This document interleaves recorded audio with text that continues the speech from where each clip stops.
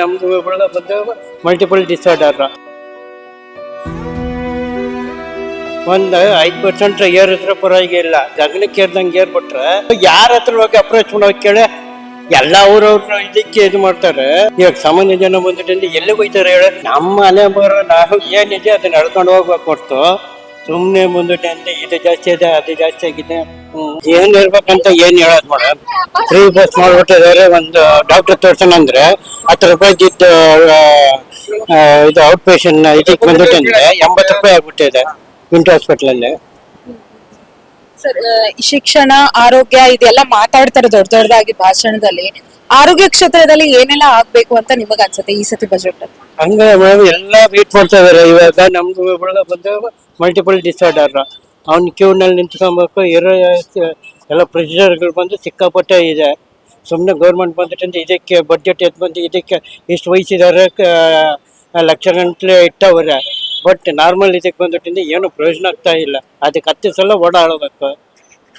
ಇವಾಗ ನೋಡಿ, ಇವಾಗ ಬಸ್ ಅಂತ ಮಾಡೋಕ್ಕೆ 4 ಸಲ ಓಡಾಡ್ತಾ ಇದ್ದೀನಿ.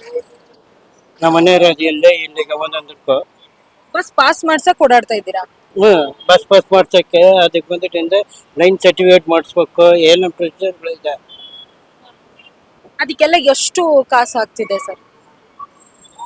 ಹೇಳಕ್ಕಾಗಲ್ಲ. ಒಂದು ಜೆರಾಕ್ಸ್ಗೆ ಇವಾಗ ಇಲ್ಲ ಹತ್ರ ಯಾವುದೇ ಇಲ್ಲ. ಅಲ್ಲಿ ಒಂದು ಪ್ರಿಂಟ್ಔಟ್ ಎತ್ಬೇಕಂದ್ರೆ 5 ರೂಪಾಯಿ ಇಸ್ಕೊಂಡ. 2 ಪ್ರಿಂಟ್ಔಟ್ 2 ಪೇಜ್ ಇರೋದು 10 ರೂಪಾಯಿ ಐತೆ. ಇಲ್ಲ ಬೇರೆ ಕಡೆ ಹೋದ್ರೆ 1 ರೂಪಾಯಿ, ಇಲ್ಲ 10 ರೂಪಾಯಿ ಕೊಟ್ಟೆ.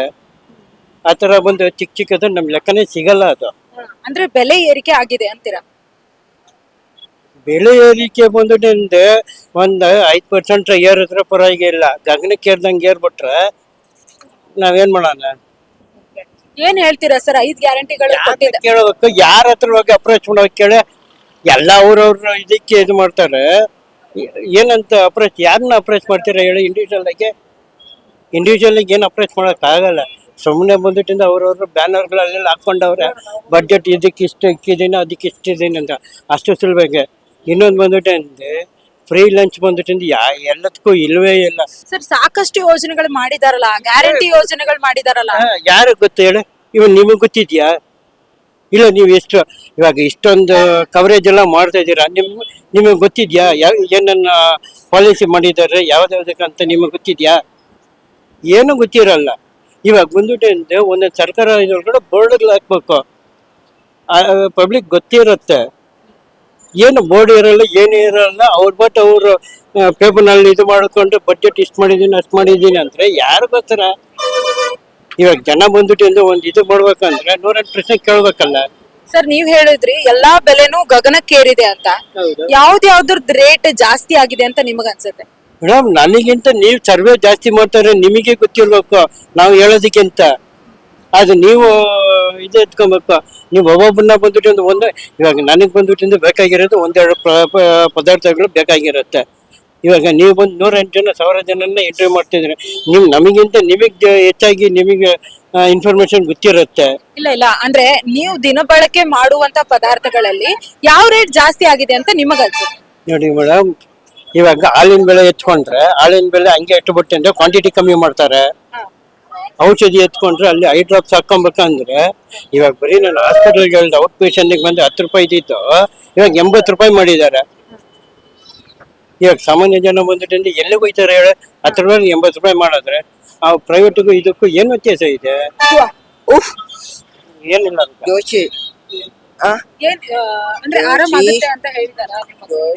ನಮ್ಮ ಮನೆ ಬರೋ ನಾವು ಏನಿದೆ ಅದನ್ನ ನಡ್ಕೊಂಡು ಹೋಗ್ಬೇಕು ಹೊರ್ತು ಸುಮ್ಮನೆ ಬಂದ್ಬಿಟ್ಟೆ ಇದು ಜಾಸ್ತಿ ಇದೆ ಅದು ಜಾಸ್ತಿ ಆಗಿದೆ ವೇಸ್ಟ್. ಅದಲ್ಲ, ಸುಮ್ಮನೆ ಅಪ್ರೋಚ್ ಮಾಡೋದು ವೇಸ್ಟ್. ಈ ಕೆಲವರು ಜನನಾಯಕರು MLA ಅಂತ ಹೇಳ್ಕೊಳ್ತಾರಲ್ಲ, ಅವರೆಲ್ಲ ಇದು ಆರೋಗ್ಯದ ಬಗ್ಗೆ ಅಲ್ಲೇನಾದ್ರೂ ಸಮಸ್ಯೆ ತೋಡ್ಕೊಂಡಿದ್ದೀರಾ? ಮೇಡಮ್, ಅವ್ರು ಗೊತ್ತಿಲ್ದಿರ ರಾಜ್ಯಕ್ಕೆ ಹೇಗೆ ಬರ್ತಾರ?